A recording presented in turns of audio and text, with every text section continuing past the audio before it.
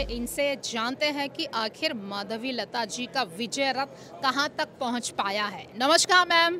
जी, मेरा नाम नित्या पारिक है। मैं गोलकुंडा ज़िला महिला मोर्चा अध्यक्ष हूँ, यानी कि आधा पार्लियामेंट 3 विधानसभा हमारे पास आती है।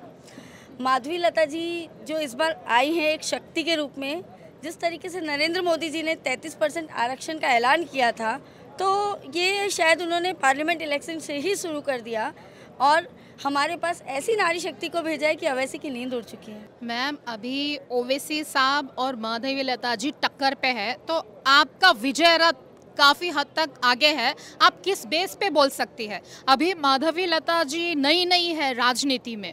तो माधवी लता जी नई है राजनीति में और उन्होंने उनकी नींद उड़ा दी थी, तो सोचिए अगर वो पुरानी होती तो क्या करती थी।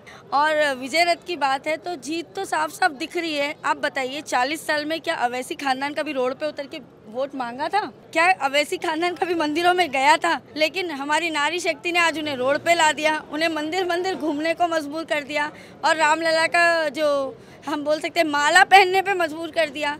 लेकिन आशीर्वाद तो ऑब्वियस है, सनातनी एक जो हिंदू नारी जो शेरनी हमारे बीच आई है, आशीर्वाद तो रामलला उन्हीं को देंगे, क्योंकि जो राम का नहीं वो किसी काम का नहीं। आपका मतलब है कि ओवैसी साहब अपने धर्म को छोड़ के रामलला की शरण में आए हैं, तो माधवी लता जी ने उनकी इतनी नींद हराम की कि उन्हें जय श्री राम बोलना पड़ा। जी बिल्कुल।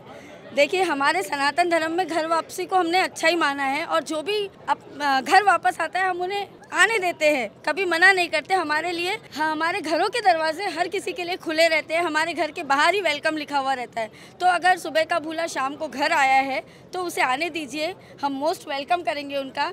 लेकिन ये तय है कि ज़मीन तो डगमगा गई है और रातों की नींद भी उड़ गई है और ये समझ में आ गया है कि 40 साल से जो जनता को उन्होंने बेवकूफ़ बनाया, जो जनता को झूठे वादे किए, जो पुराने शहर को डेवलपमेंट के नाम पे बुद्धू बनाया, आज जनता समझ चुकी है। क्योंकि जो डेवलपमेंट आज पूरे देश में मोदी सरकार कर रही है, लेकिन पुराना शहर ज्यों को त्यों है।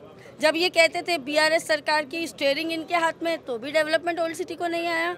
आज कांग्रेस की सरकार भी भाई हैं ये, तो भी डेवलपमेंट ओल्ड सिटी को नहीं आ रहा है। तो भाई डेवलपमेंट 40 साल में नहीं आया तो कब आएगा? कब तक है पुराने शहर की जनता इंतजार करेंगी कि आप डेवलपमेंट लाएंगे? जब 40 साल में आप नहीं ला सके तो अब जनता समझ चुकी है। और सिर्फ हिंदू भाई बहन नहीं, जो मुस्लिम भाई बहन हमारे हैं, जो माइनॉरिटीज़ जिन्हें कहा जाता है, आज वो भी बढ़ चढ़ के माधवी लता जी के सपोर्ट में हैं। आप देखिए, पहले भारतीय जनता पार्टी के साथ या किसी भगवा ध्वज के साथ किसी भी माइनॉरिटी भाई या किसी भी जाली टोपी लगाए हुए भाई बहन, किसी भी बुर्के पहने हुए हमारी बहन को नहीं देखा जाता था, क्योंकि वो डरते थे कि कहीं हम इनके साथ जाएंगे तो हमारे साथ कुछ गलत ना हो जाए।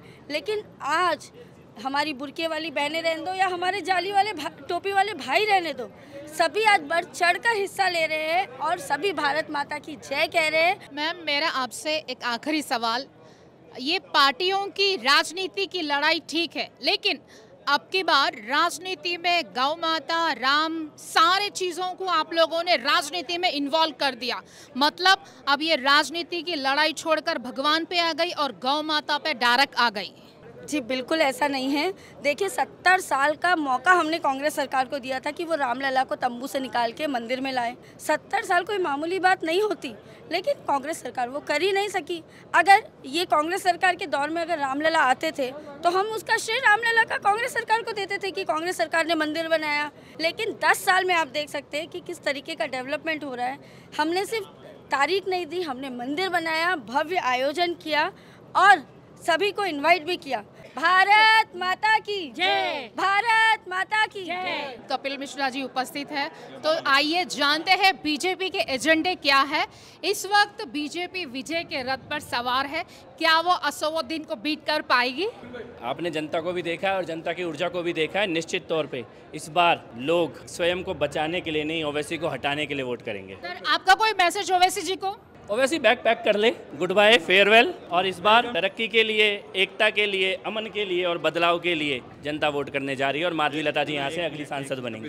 तो आप 100% बोल सकते हैं कि माधवी लता जी विजय के रथ पे सवार है, वो बराबर टक्कर देगी ओवैसी को। विजयी ही बनेंगी, केवल टक्कर नहीं देंगी, जीत के निकलेंगे इस बार। तो दोस्तों, आज आपने देखा 4 साइड्स के कैमरे की नज़र से आज हमने जनता जनार्दन से पूछा कि आखिर उनका प्रिय नेता कौन है। है। तो दोनों बराबर की टक्कर में है, ये तो आने वाला वक्त ही बताएगा। लेकिन आप देख सकते हैं इस वक्त हैदराबाद की जमीन पर काफी राजनीतिक माहौल गरमाया हुआ है, दोनों बराबर की टक्कर में है। तो आने वाला वक्त ही बताएगा कि आखिर कौन विजय रथ पे सवार है।